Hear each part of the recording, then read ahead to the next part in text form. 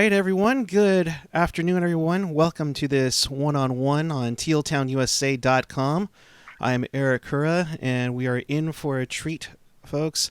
Joining me today is the phenomenal play-by-play announcer for your San Jose Sharks, Mr. Randy Hahn. Randy, good to see you. How are you?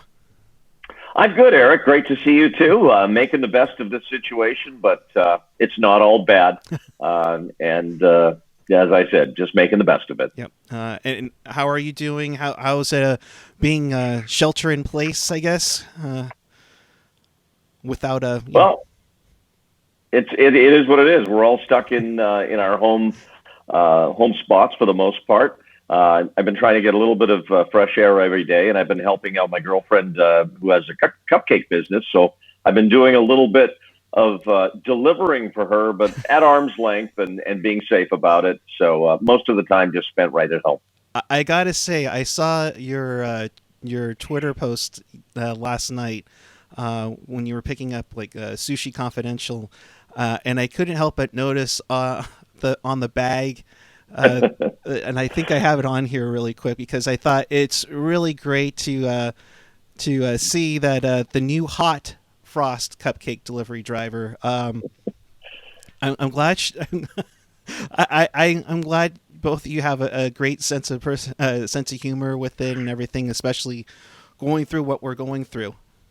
Well, I think that was somebody at Sushi Confidential just having a little bit of fun because they knew I was coming to pick up some food. But I have done some deliveries there because those cupcakes are also being sold there. So that was the tie-in. Gotcha.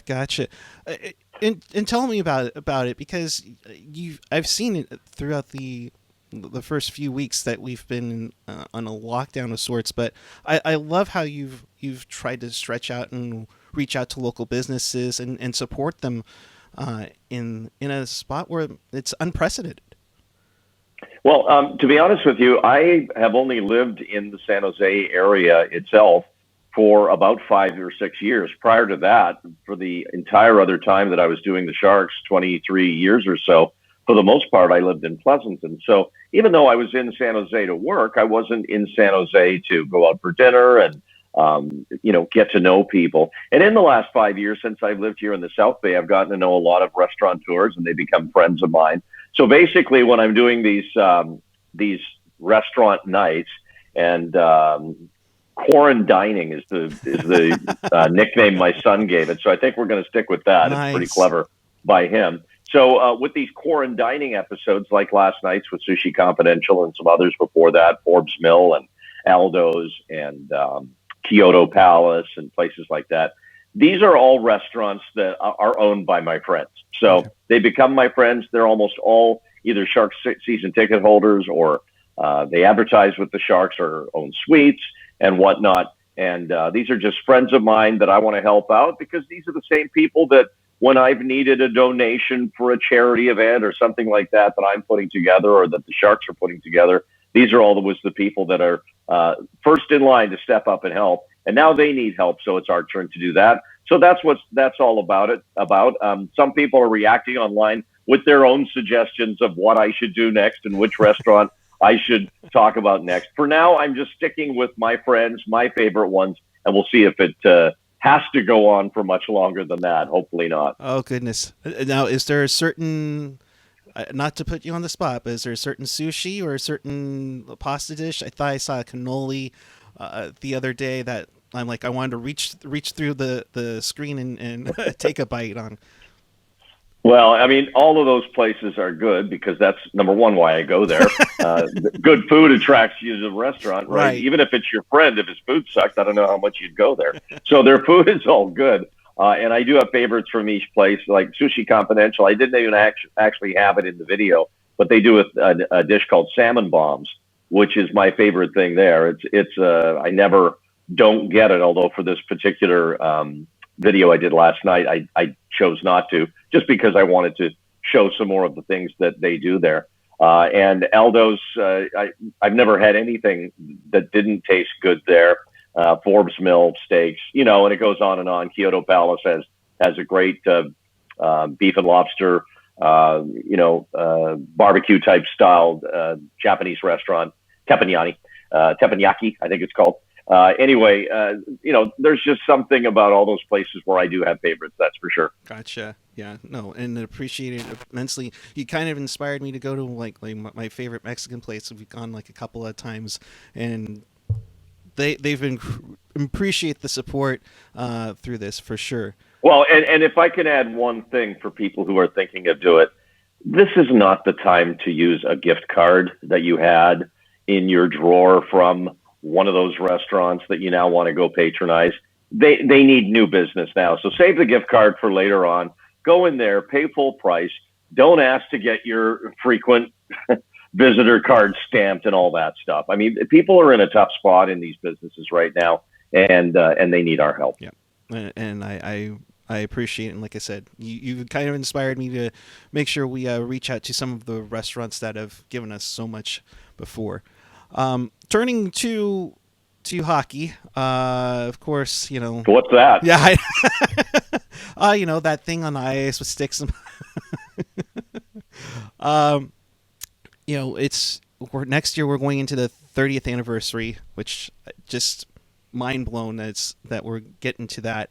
But is there a game or is there a special moment that always sticks in your mind when talking to all of us, either podcasters or radio hosts or Brody or such, just thinking, wow, that was unbelievable?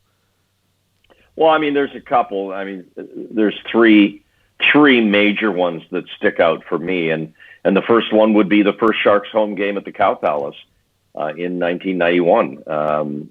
It was remarkable. It came to fruition. It was in the most unusual of locations compared to what we've enjoyed ever since then at what now is SAP Center.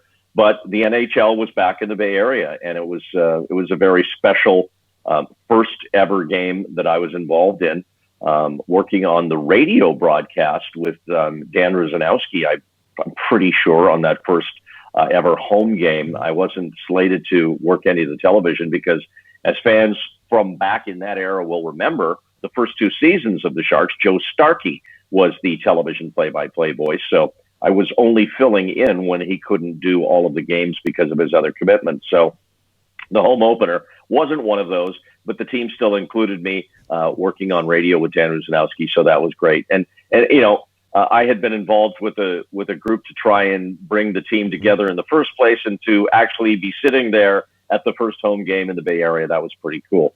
Then you fast forward 3 years to Game 7 in Detroit, the Sharks' first ever playoff series, the 8-seeded Sharks against the Stanley Cup favorites that year, the 1-seed Red Wings back in the day when Detroit was in the Western Conference.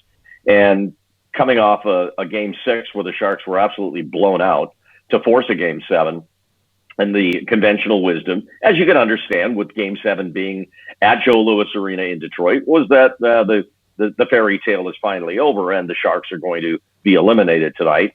And then, of course, thanks to my now colleague, Jamie Baker, who that night scored the biggest goal in Sharks history, and I still believe it was, it's seared a memory in my brain that went back to the grassroots group we had. Here we were 4 or 5 years ago putting flyers on people's windshields saying, NHL hockey should come to the new arena in San Jose. And here we were 3 or 4 years later and celebrating a Game 7 playoff win. So that was mind blowing. And for me, because it was the first real accomplishment in the history of the franchise on the ice, like a significant accomplishment, that stands out as a huge memory. And then I have to say, even though the Sharks went to the Stanley Cup, and that was great in 2016 when they eliminated St. Louis in the conference final, that was a very special night as well. But if I have to rank above it now, Barclay Goodrow's goal in Game 7 against Vegas. Jamie's goal, I still contend, is the biggest goal in Sharks history. But that game was the greatest game in Sharks history, and we all know how it ended, and what a special night it was. So for a handful of memories there, and I will add the night that they clinched against St. Louis, and there were tears in many of our eyes knowing that the team would finally go to the Stanley Cup. Those are the memories that stick out most for me, among a myriad of many, many others, of course.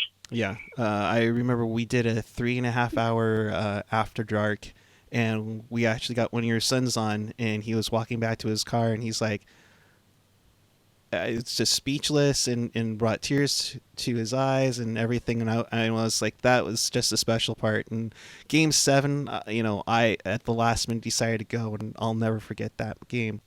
But you mentioned about the grassroots of NHL Hockey San Jose, and I gotta ask, what made it? What made you think that San Jose was ready to be a pro hockey town, or just for that matter, a pro sports town, outside the NASL earthquakes? Well, I think a couple of things. Number one, the key was the city voting, the residents voting to build SAP Center. At that time, it was first known as San Jose Arena. That's the key. I mean, without that, you're kind of talking in a vacuum. And not only do you have to attract ownership as a grassroots group, and also try and establish a fan base, but you also have to try and figure out where the money's going to come from to have an arena built. So that's another whole issue. But that had already been decided by the voters, and the arena was going to be built. And the only question was who was going to be the tenant. And way back in those days, the Warriors played in the unrenovated Coliseum in Oakland.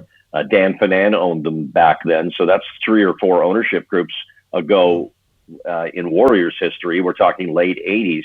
The consensus was that the Warriors wanted Oakland Coliseum renovated in a major way. And if they didn't get what they wanted, they were going to move to the new San Jose Arena. And our contention as a group of hockey advocates was that, number one, the NHL was looking to expand. Number two, there was an arena going to be put into place in San Jose. And number three, we felt that the Warriors were going to leverage the new arena in San Jose to get what they wanted in Oakland, which they eventually did. And the better opportunity for San Jose would be to get an NHL team. And that's the premise upon which we operated from the beginning, was that this was the best opportunity. There was no arena in San Francisco, although there was talk of one, nothing built. The Coliseum in Oakland was going to be the Warriors. And this new arena in San Jose was going to need a team, and we felt a hockey team would be the best idea. And that's the way it turned out. So I guess we had a good inkling from the beginning. A very, very good inkling, and I can't thank you enough for that, because hockey's done a lot of things, with inspiration for graphic design, with the logo, playing, let alone is great. So, and we're certainly glad to have you behind the mic, and let's hope that you get back onto the mic very soon. I don't know if you would do games in shorts if the league comes back sometime in summertime, but if it is, more power to you, Randy. Well, there are so many scenarios out there right now, of course, about what could happen with what was left of the regular season and the playoffs.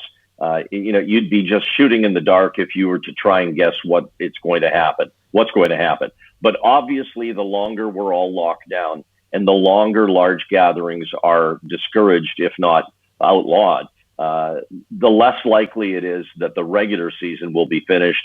More likely that some kind of playoff would occur.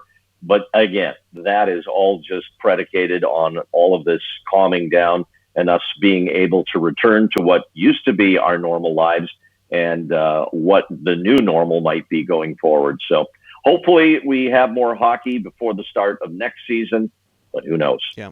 And whenever it comes back, I can't wait to be back at the Shark Tank. So, Randy Hahn, I appreciate you immensely. Stay safe out there. Thank you for joining us. Appreciate it.